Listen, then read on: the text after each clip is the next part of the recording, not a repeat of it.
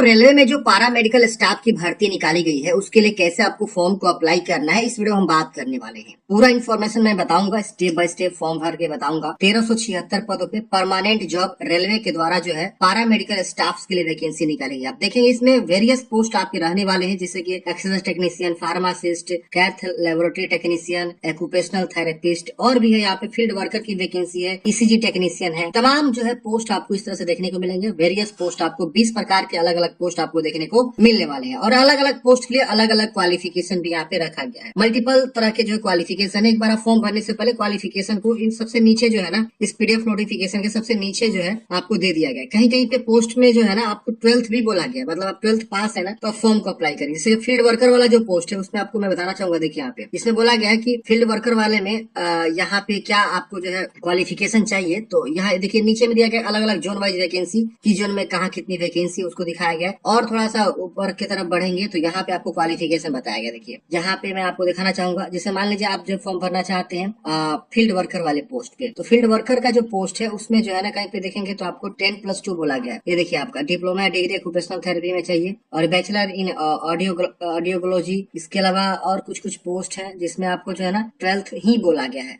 ये देखिए field worker 12th बोला गया। साइंस के साथ बायोलॉजी और केमिस्ट्री होना चाहिए। तो ये या तो बायोलॉजी हो या तो केमिस्ट्री हो, कोई एक होना चाहिए। तो कुछ ऐसे पद है जिसमें 12th पास भी चाहिए, ग्रेजुएशन चाहिए, अलग अलग जो है आपके ट्रेड में जो है सर्टिफिकेट या डिग्री या डिप्लोमा होना चाहिए। जिस भी ट्रेड से फॉर्म भरना चाहते हैं तो ये आपकी क्वालिफिकेशन जो है रहने वाले। चलिए जानते हैं कैसे फॉर्म को भरना है। मैंने आपको नोटिफिकेशन की ओवरऑल जानकारी दे दिया। अब यहाँ पे आप नोटिफिकेशन को डाउनलोड कर सकते हैं और यहाँ पे आप जो है वेरियस पोस्ट भी देख सकते हैं यहाँ से। और यहाँ पे रिक्रूटमेंट ऑफ जेई के बारे में यहाँ पे कुछ जो नोटिफिकेशन आया हुआ है। चलिए यहाँ पे आपको अप्लाई पे आना है। यहाँ सबसे पहले क्रिएट अकाउंट पे क्लिक करना है। अगर आप पहले से अकाउंट बनाए हुए हैं ना तो यहाँ पे देखिए वही बात बोल रहा है। जैसे अप्लाई पे आएंगे क्रिएट अकाउंट पे क्लिक करेंगे, वही बात बोल रहा है कि अगर आप जो है ना ALP या जो है टेक्नीशियन या सब इंस्पेक्टर जो आया था RPF वाला, उसमें से कोई भी फॉर्म भरे थे या जूनियर इंजीनियर का कोई भी फॉर्म भरे थे तो आपको जो है ना दोबारा अकाउंट बनाने की आवश्यकता नहीं है। आपको डायरेक्टली क्या करना है, लॉगिन करके और अपना जो अप्लाई करना है। अगर आप अकाउंट नहीं बनाना चाहते हैं तो सीधे यहाँ से लॉगिन पे क्लिक करेंगे, अपना mobile number, password, captcha code भर के लॉगिन करेंगे। अगर आप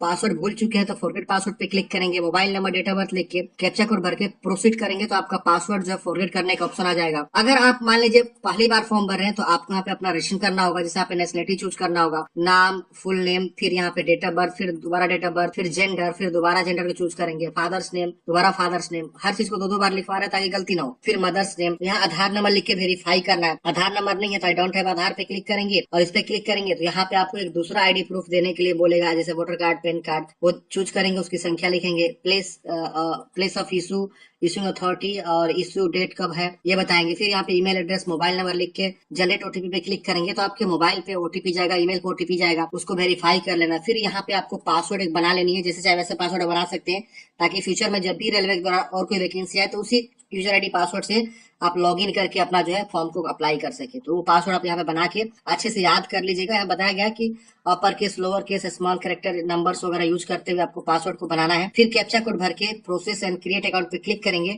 तो पहले प्रीव्यू आएगा, प्रीव्यू को चेक करेंगे, अगर सब चीज सही रहा तो आप कंफर्म कर देंगे तो आपका अकाउंट जो यहाँ पे क्रिएट हो जाता है। जैसे आप अकाउंट बना लेते हैं उसके बाद से आपको लॉगिन का ऑप्शन मिलता है, लॉगिन करेंगे तो लॉगिन में आप या तो मोबाइल या तो ईमेल कोई भी आप एक लिखेंगे, पासवर्ड जो आपने क्रिएट किया वो लिखेंगे, फिर कैप्चा कोड भर के लॉगिन करेंगे। लॉगिन करते हैं फ्रेंड्स, यहाँ पे आप देखेंगे इस प्रकार से जो है आपका आ जाएगा डैशबोर्ड। यहाँ पे आपको ऑनलाइन एप्लीकेशन का ऑप्शन मिलेगा, इस पे क्लिक करेंगे। अब देखिए यहाँ पे आपको ना वैकेंसी देखने को मिल जाएगी। ये आपके वेरियस कैटेगरी में पैरामेडिकल की वैकेंसी है और यहाँ पे आपको जेई की जो वैकेंसी चल रही है वो अभी वैकेंसी शो हो रही है। तो अब यहाँ पे आपको क्या करना है ना, सिलेक्ट द RRB, आपको RRB सिलेक्ट करना होगा कि किस RRB में फॉर्म भरना चाहते हैं। अब सबसे पहले आप तो ये कंफर्म कर लीजिए कि आप किस वैकेंसी के लिए फॉर्म भरना चाहते हैं। फॉर एग्जांपल मान लीजिए आप फॉर्म भरना चाहते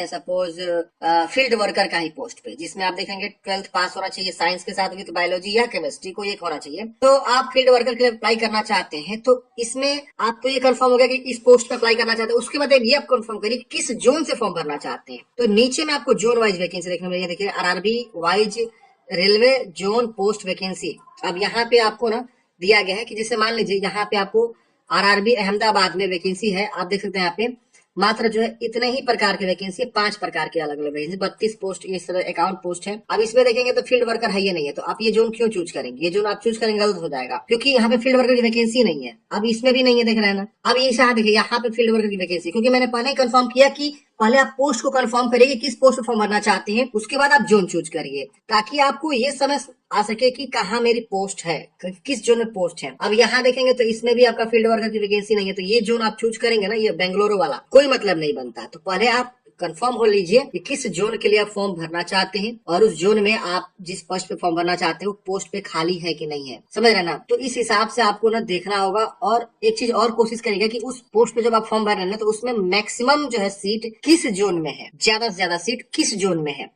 तो ये भी आपको एक बार अच्छे से चेक कर लेना होगा। जैसे मान लीजिए कोलकाता जोन में देखेंगे फील्ड वर्क की वैकेंसी, तो मैं यहाँ कोलकाता ही चूज कर सकता हूँ, मेरे ऊपर डिपेंड करता है आप क्या चूज करना चाहते हैं। तो अपने अकॉर्डिंग जो आपको लगे, मैंने पहले ही बता दिया सारे गाइडलाइंस, और उसको यहाँ पे बताना है कि I am not currently divided, आप कहीं से डिवाइडेड निष्कासित नहीं किए गए हैं किसी वैकेंसी जोन से।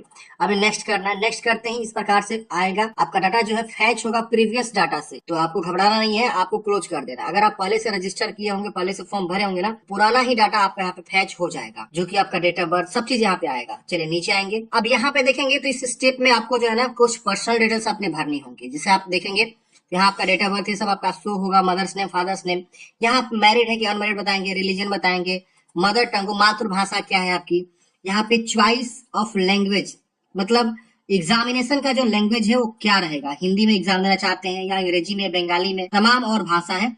यहाँ एक विजिबल मार्क्स, बॉडी में क्या पहचान है, जैसे तीर का निशान, कटा का निशान, जला का निशान, 2 मार्क्स पूछ रहा है, आप दोनों चाहे तो दे सकते हैं, अगर नहीं है किसी में तो यहाँ पे मान लीजिए आप नो मार्क भी कर सकते हैं कि नहीं मेरे पास दूसरा मार्क नहीं है, आप चाहे तो किसी एक को दे सकते हैं, आप चाहे तो दोनों को भी लिख सकते हैं, जैसे मैंने यहाँ पे कट मार्क लिखा था या नो मार्क लिखा हुआ है। अब यहाँ पे आपको अपना जो कैटेगरी बताना है, जनरल है तो जनरल चूज करेंगे, अगर आप मान लीजिए बिलोंग करते हैं एससी से तो एससी चूज करेंगे, तो अपने अकॉर्डिंग कैटेगरी यहाँ पे आपको चूज करना हुआ है। अंडरस्टूड का इस तरह से आएगा ऑप्शन, यहाँ कास्ट का नाम लिखेंगे, कास्ट का सर्टिफिकेट नंबर, इश्यूइंग अथॉरिटी, किसके द्वारा आपने जो सर्टिफिकेट बनवाया हुआ है, taluk magistrate, sub divisional magistrate, revenue officer, not below rank of tahsildar, tahsildar से कम का नहीं होना चाहिए, कलेक्ट्रेट, सिटी मजिस्ट्रेट। तो आप एक बार देखेंगे कि आपका जो डॉक्यूमेंट्स बना है जाति, वो किस जो है ऑफिसर के द्वारा साइन किया गया है, वो उसी का नाम यहाँ से चूज कर लेना है। यहाँ पे कब आपने बनवाया हुआ ये भी आपको यहाँ पे बताना होगा।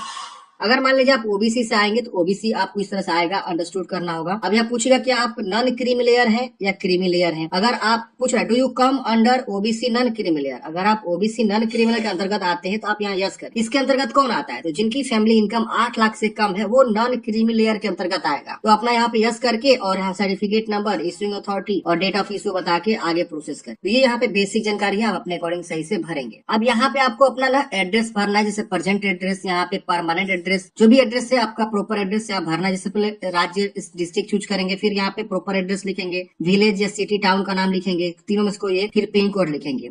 और इधर वाला भी परमानेंट एड्रेस सेम है तो सेम सेम टिक करेंगे, नीचे वाला बॉक्स को सेम सेम टिक हो जाएगा, अलग है तो अलग अलग भी आप लिख सकते हैं। इसको इसे सेव करेंगे और नेक्स्ट करेंगे। अब अगले स्टेट में फ्रेंड्स यहाँ पूछेगा कि आप एक्स सर्विसमैन है तो यस करेंगे वरना नो करेंगे, आप विकलांग है तो यस में बताएंगे, आप ईबीसी से आते हैं तो यस करेंगे, और ईबीसी का जो भी टर्म कंडीशन यहाँ पे दिया हुआ है कि किस केस में आप ईबीसी हो सकते हैं, अंडरस्टूड एग्री करना है। और ईबीसी का जो यहाँ पे कंसेशनल फी लगता है, तो आप जो कंसेशनल फी मतलब लेना चाहते हैं ट्रेवल पास वगैरह, तो आप बता सकते हैं इनको ट्रेवल पास मिल सकता है, नहीं तो आप नो करेंगे। यहाँ रेलवे सर्विस अप्लीकेंट है तो आप यहाँ पे यस करेंगे वरना नो करेंगे। करंट एम्प्लॉय बताएंगे, अपना करंट कहीं काम कर रहे हैं तो बताएंगे, सेंट्रल में, स्टेट में, पीएसयू में तो नॉट अप्लीकेबल। यहाँ पे आपसे बैंक के बारे में जानकारी पूछेगा, जो भी आप बैंक की जानकारी देना चाहते हैं वो आप देंगे। आपके अपने नाम से अकाउंट होना चाहिए, आपका अकाउंट होल्डर नेम, अकाउंट संख्या या फिर सी कोड लेके कंफर्म करेंगे ना, यहाँ पे अकाउंट का जो है ना जानकारी यहाँ पे ऑटोमेटिक फैच हो जाएगा और इसे सेव एंड नेक्स्ट करेंगे। अकाउंट नंबर इसलिए मांगा जाए ना, जब आप पहला एग्जाम देते हैं ना रेलवे का, तो फी आपकी रिफंड होती है, 100 रुपया रिफंड काट के 400 रुपया रिफंड हो जाएगा जनरल ओबीसी को, और SC/ST को 250 रुपया रिफंड हो जाता है। यही आपको मांग रहा है, फिर इसे सेव करेंगे और उसकी वजह से इसका भी नेक्स्ट करेंगे। अब यहाँ पे नेक्स्ट करते ही यहाँ पे आपको ना ये इस प्रकार से आएगा क्वालिफिकेशन वाला डिटेल। अब यहाँ पे आपको नीचे आना है, यहाँ पे आपको ना और भी क्वालिफिकेशन को ऐड करना है। जैसे मैंने यहाँ पे मैट्रिक का पहले से ऑलरेडी ऐड किया हुआ है, तो मैट्रिक मेरा यहाँ पे ऐड हो रखा है। अब हम यहाँ पे 12th भी ऐड कर सकते हैं, या और उसके अकॉर्डिंग जो भी यहाँ पे है आप देख सकते हैं, यहाँ पे तमाम जो है क्वालिफिकेशन है, जितने भी पोस्ट यहाँ पे रखेंगे उसके अकॉर्डिंग यहाँ पे आपको जो है तमाम जो है यहाँ पे क्वालिफिकेशन ऐड करने का ऑप्शन मिल रहा है। तो आप अपने अकॉर्डिंग यहाँ से चुनाव करेंगे, पहले तो मैट्रिक ऐड करना मैंडेटरी होता है, फिर उसके बाद 12th या और जो भी क्वालिफिकेशन है। Discipline physics and chemistry, science with biology या साइंस विद केमिस्ट्री, जो भी अपना चूज करेंगे। यहाँ राज्य चूज करेंगे, जिस भी राज्य से बिलोंग करते हैं, डिस्ट्रिक्ट चूज करें किस डिस्ट्रिक्ट से बिलोंग करते हैं। फिर यहाँ पे आप बोर्ड, ये बिलोंग मतलब ये पूछ रहा है ना कि आप किस जिला से पढ़ाई किए, किस राज्य से पढ़ाई किए हैं, जो 10+2 आपने पढ़ाई किया। फिर पीस पूछ रहा है किस बोर्ड से आपने पढ़ाई किया हुआ है, ये बताना है। डेट ऑफ पासिंग, ये आपके जो मार्कशीट पर आता है कि आप कौन से ईयर में पास आउट किए हैं, ये आपको बताना है और इसे ऐड कर लेना है। ऐड करते देखिए भी जानकारी ऐड हो जाएगा। और कोई क्वालिफिकेशन ऐड करना चाहते हैं तो यहाँ से ऐड करेंगे, वरना इसे भी छोड़ेंगे। नेचर ऑफ एक्सपीरियंस, आपके पास एक्सपीरियंस के बारे में पूछा है तो यहाँ पे आपको बताना होगा, जैसे कि house training experience, repeated cardiac cab lab, या और भी बहुत सारे ऑप्शन है, ये आपको यहाँ पे बताना होगा। इसकी वजह से आपको यहाँ पे नेक्स्ट करना होगा। अगर एक्सपीरियंस है तो ऐड करेंगे, वरना छोड़ देंगे, वो मैंडेटरी नहीं है। अब यहाँ फोटो सेंसर ऑटोमेटिकली यहाँ पे फैच हुआ है। आप इसे द लास्ट सेव, जो आपने लास्ट फॉर्म भरा था, क्योंकि मैं यहाँ पे जो है ना पहले से मेरा अकाउंट था ना, उसी से मैं फॉर्म भर रहा हूँ, ये विशेष ध्यान देना है।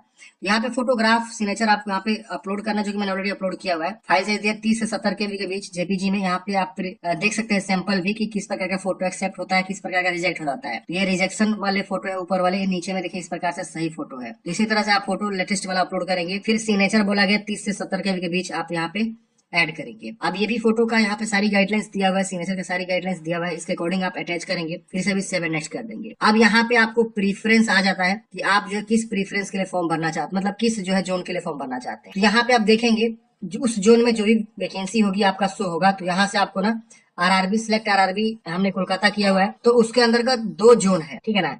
तो दोनों जोन को हम क्या करेंगे, चूज कर लेंगे। और ये देखिए आपका जो यहाँ पे पोस्ट है ना, उसके अकॉर्डिंग यहाँ पे जोन आएगा। किसी किसी में एक भी जोन मिल सकता है, तो अपने अकॉर्डिंग देख लेंगे किस जोन में ज्यादा पोस्ट है, उसको पहले रखेंगे और उसको बाद में रखेंगे। तो ऐसे आपको रखना होगा। फिर यहाँ पे आपको डिक्लेयर करना है और यहाँ पे आपको अपना एक प्लेस का नाम लिख देना है और यहाँ पे आपको जो है सेव कर देना है। डाटा सेव हो गया। अब यहाँ पे प्रीव्यू करना है। प्रीव्यू मतलब क्या, आप एक बार जो है ना चेक करिए, पोस्ट प्रेफरेंस को बोल रहा है, आप इसको, हाँ ये तो डाटा सेव हो गया। अब यहाँ प्रीव्यू करेंगे। अच्छा यहाँ पे भी आपको टिक करना है और यहाँ पे अब आपका प्रीव्यू आएगा। प्रीव्यू आते ही आपका चेक हो जाएगा कि जो भी आपने जानकारी दी है सब चीज सही नहीं, इसमें कुछ भी गलती है तो आप इसे एडिट करेंगे, नहीं गलती है तो इसको जो है ठीक करना है कि आपने रीचेक कर लिया हुआ है और उसके बाद से आपको सबमिट कर देना है। जैसे सबमिट करेंगे बोलेगा कि आप बाद में से सुधार नहीं कर सकते। चलिए यहाँ करते हैं सबमिट। सबमिट करते ही आपका इस प्रकार से जो प्रोसेसिंग होगा और यहाँ पे आपका जो इस प्रकार से शो करेगा एप्लीकेशन फी। यहाँ पे आपको पे विथ SBI ई पे का है और CSC का भी है, तो इसको क्लिक करेंगे, यहाँ एग्री करेंगे, प्रोसीड करेंगे। अब हमारा जो है पेमेंट गेटवे पे लेकर जाएगा। यहाँ पे जो भी हमारा एप्लीकेशन फी लग रहा है, कार्ड का ऑप्शन है, UPI का भी ऑप्शन है, नेट बैंकिंग का भी ऑप्शन है, कोई भी ऑप्शन को चूज करेंगे और चूज करके आप जो पेमेंट को जमा करेंगे। पेमेंट जमा करते हैं फ्रेंड्स, आपका फॉर्म जो है फाइनल सबमिट हो जाएगा और उसके बाद से आप जो है फाइनल प्रिंट आउट निकाल के अपने पास हार्ड कॉपी सुरक्षित रख लेंगे। इस प्रकार से फ्रेंड्स हमने बात किया कि किस प्रकार से आपको जो है ना फॉर्म को अप्लाई करना है। रेलवे में जो वैकेंसी निकाली गई है पैरामेडिकल स्टाफ के लिए। बाकी सारी इन्फॉर्मेशन फॉर्म भरने से पहले आप एक बार अपने स्तर से जरूर पढ़ लीजिएगा। मिलते हैं फ्रेंड्स किसी नेक्स्ट वीडियो में। जय हिंद।